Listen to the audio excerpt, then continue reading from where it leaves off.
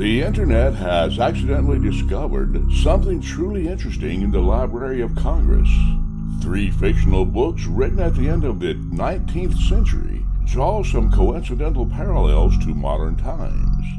Occultists believe it has exposed a conspiracy involving time travel, Keck, and Donald Trump's family. Coupled with rumors that have already existed as early as 2000, suggest a darker conspiracy theory across the ages. The first 2 books, titled Barron Trump's Marvelous Underground Journey, written in 1893, and The Travels and Adventures of Little Barron Trump and His Wonderful Dog Bulger, written a year later. Together they tell the story of Wilhelm Heinrich Sebastian von Trump, or more commonly called Barron Trump.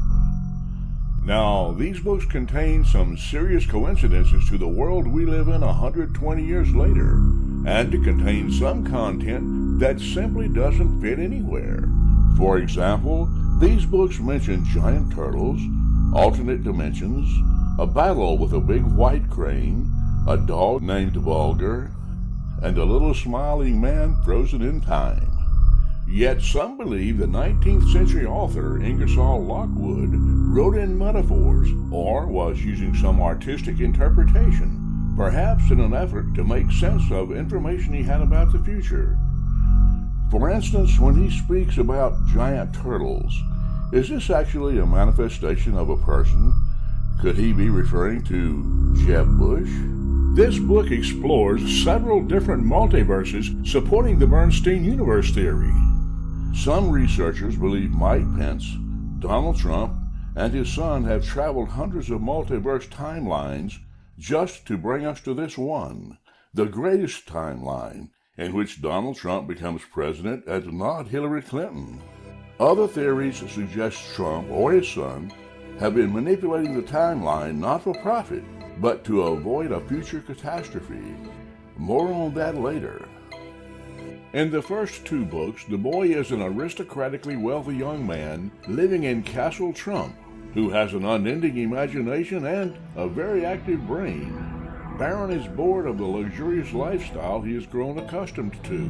One day, his father gives him a manuscript that describes the location of unexplored caves in the Russian Ural Mountains, which is inhabited by a group of people who were chased underground by a terrible disturbance. The manuscript was written by a celebrated thinker and philosopher named the Don.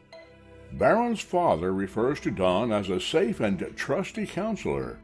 After a lengthy adventure and interacting with the civilization underground, by the end of the second book, they discover a time machine, and they use it to explore alternative realities and timelines.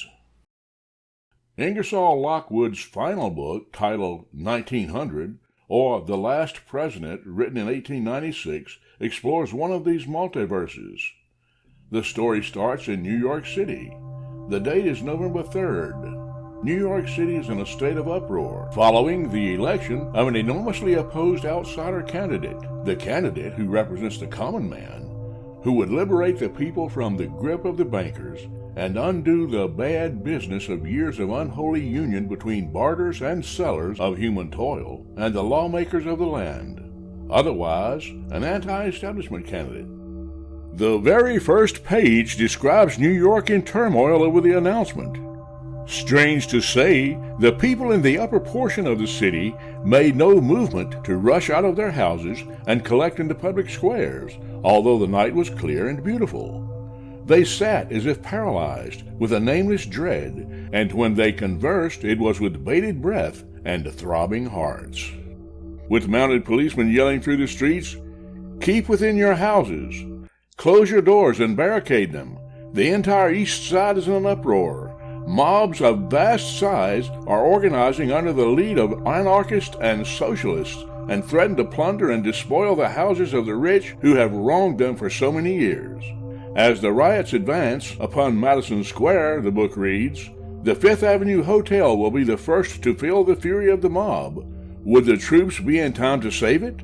Trump Tower now sits where the Fifth Avenue Hotel used to stand in 1896. Although the two opponents for president are named Bryan and Altgeld, we can infer that Altgeld is a Democrat, since the book mentions that he wins New York and Illinois like Clinton, but loses the presidency. Pence is specifically mentioned in the part of the newly elected cabinet under Bryan. The people rally against Wall Street and international finance system. Eventually, the federal government is forced to suppress rebellion in major urban cities as a second civil war erupts. Congress is paralyzed to act due to gridlock and infighting. The only motion gaining traction was a proposal to dismantle the Union by socialist members of Congress. The president is powerless to resist the unrest. During the State of the Union, the President of the United States makes a final attempt to unite the nation in a joint session of Congress. His speech is interrupted by a loud explosion. The dome of the Capitol had been destroyed by dynamite. A few moments later, when it was seen the chamber had suffered no harm, the leader of the House moved for the final passage for the act of dissolution. The president was led away, and the Republican senators and representatives passed slowly out of the disfigured Capitol. The United States had officially been disbanded. The former states now divide between North, South, and West. Even though the president is elected as a populist outsider candidate, the book clearly outlines terrorism committed by anarchists and socialists in response. Major disturbances occur throughout many metropolitan cities.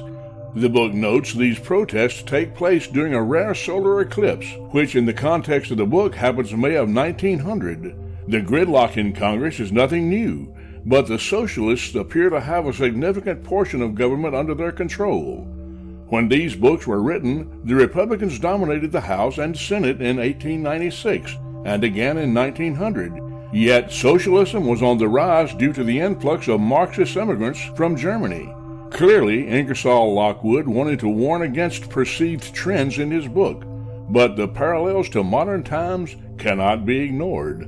These books alone are interesting, but when analyzed in my next video, they unveil some disturbing theories. Until next time.